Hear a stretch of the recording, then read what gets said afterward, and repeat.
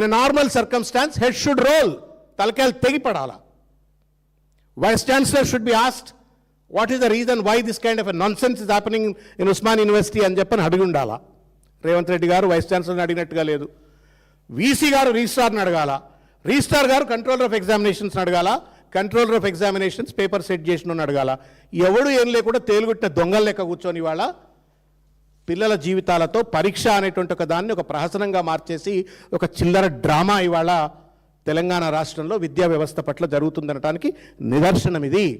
సిగ్గిది. Bar council of India has certain strong norms.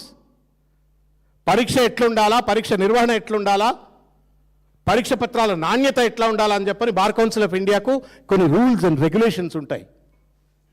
State council of higher education Balakrishna Reddy గారు ఉన్నారు, ఆయన నాల్సర్లో పనిచేసి వచ్చిన ఆయన.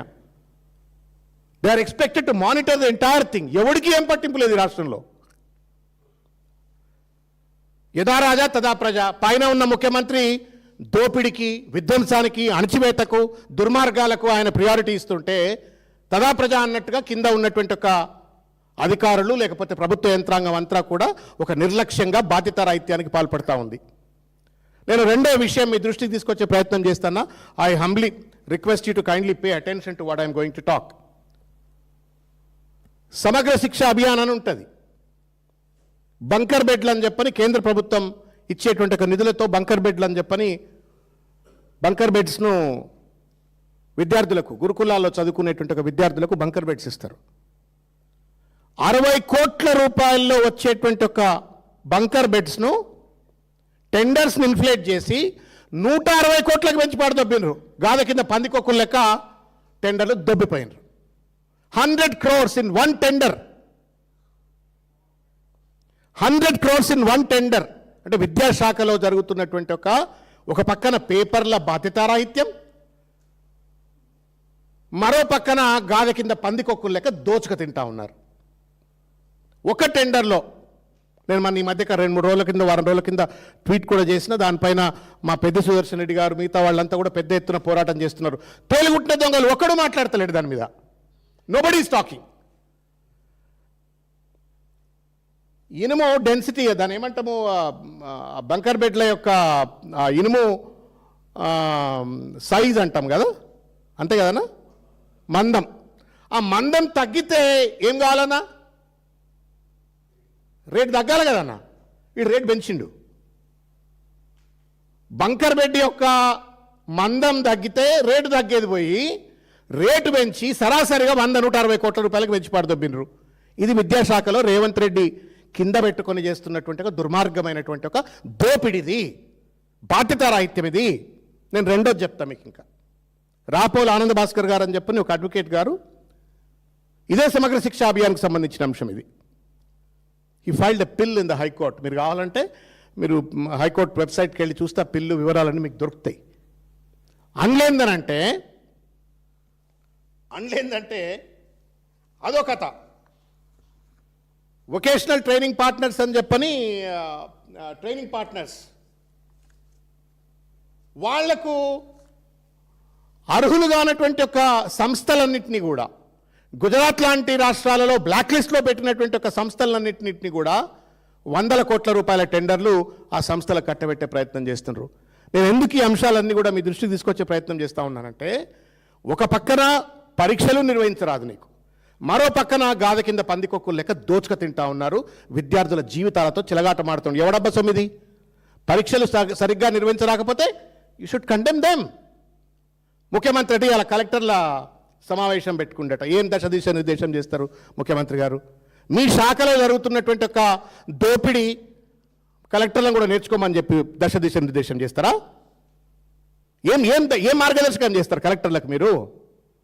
ఇవాళ హరీష్ రావు గారు ట్వీట్ చేసి నేను చూసిన మార్నింగ్, 18 ఎకరాల స్థలంలో ఉన్న గుట్టలను గద్దెల లెక్క దోచుకపోతున్నారు అని చెప్పని, మైనింగ్ ఇల్లీగల్ మైనింగ్ ఎట్లా జరుగుతుంది అని చెప్పని హరీష్ రావు గారు ట్వీట్ చేసిండ్రు. మీరు అట్లే చెప్తారా? మేము దోపిడీ చేస్తాం, మీరు కళ్ళు మూసుకొని కూర్చోండి అని చెప్పని కలెక్టర్లకు మార్గదర్శనం చేస్తారా? What nonsense is happening in the state of Telangana?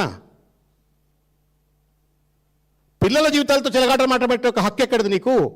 Group 1 అంటే ఈ ముఖ్యమంత్రికి పని రాదు, పరిపాలన చేత కాదు అనటానికి నిదర్శనమే లా కళాశాలలో ఉన్నటువంటి ఈ యొక్క పరీక్షలకు సంబంధించినటువంటి ఒక అంశం ఇది. దోపిడి తప్ప ఇంకొకటి ఏమీ తెలియదు అనటానికి సమగ్ర శిక్షా అభియాన్లో బంకర్ బెడ్లలో మందం దక్కితే కూడా 100 కోట్లు పెంచేసి ఒకటే టెండర్లో 100 కోట్లు కేక్ కోసుకుపోయినట్టన్నా, కేక్ కోసినట్టు 100 కోట్ల కేక్ దొబ్బిపోతున్నారు. అదే సమగ్ర శిక్షా అభియాన్లో అర్హులు కానటువంటి వాళ్లకు, అస్మదీయులకు టెండర్లు కట్టబెట్టి వొకేషనల్ ట్రైనింగ్ పార్ట్నర్స్గా దోపిడీకి గురి చేస్తూ ఉన్నారు. మరో పక్కన ఇవాళ హరీష్ రావు గారు చెప్పినట్టుగా గుట్టలను దోమకపోతున్నారు గద్దల లెక్క, గాద కింద పందికొక్కుల లెక్క. ఏం రాజ్యం ఇది? ఏం ప్రజాపాలన ఇది? ఏం పారదర్శకత ఇది? ఏం సుపరిపాలన ఇది? ఎవరిని దోచుకతింటందుకోసం మీరు అధికారంలోకి వచ్చినారు? ఏం చెప్పి అధికారంలోకి వచ్చినారు? ఏం చేస్తూ ఉన్నారు మీరు? ఇలా కుక్కలు చింపిన విస్తరణ చేస్తూ ఉన్నారు కదా రాష్ట్రాన్ని. గ్రూప్ 1 ఎగ్జామినేషన్, సరే కోర్టులో గెలిచిన ప్రతి ఒక్కళ్ళు సత్యగురువులు గారు. ఇవాళ కోర్టులో గెలిచినా అని చెప్పని ఆయన సంబరాలు పడుకుంటూ ఆయన అడమైన బట్టి ఒక ఉపన్యాసాలు ఆ విద్యార్థులను ఉద్దేశించి గెలిచినటువంటి వాళ్ళు ది అపాయింటీస్ గురించి మాట్లాడినారు. వైల్ కీపింగ్ దట్ అసైడ్, 100 తప్పులు లా పరీక్ష పేపర్లు ఎట్లయితే తప్పులు జరిగినాయో గ్రూప్ 1 ఎగ్జామినేషన్ నిర్వహణలో కూడా 100 తప్పులు. పాపం పిల్లలు కోర్టుకు వెళ్తే పెద్ద అడ్వకేట్లు రోజు ₹1 కోటి, ₹2 కోట్ల ఇచ్చి పెద్ద అడ్వకేట్లను పట్టుకొచ్చి సరే ఆ జడ్జిమెంట్ వచ్చింది, what ever happens will happen.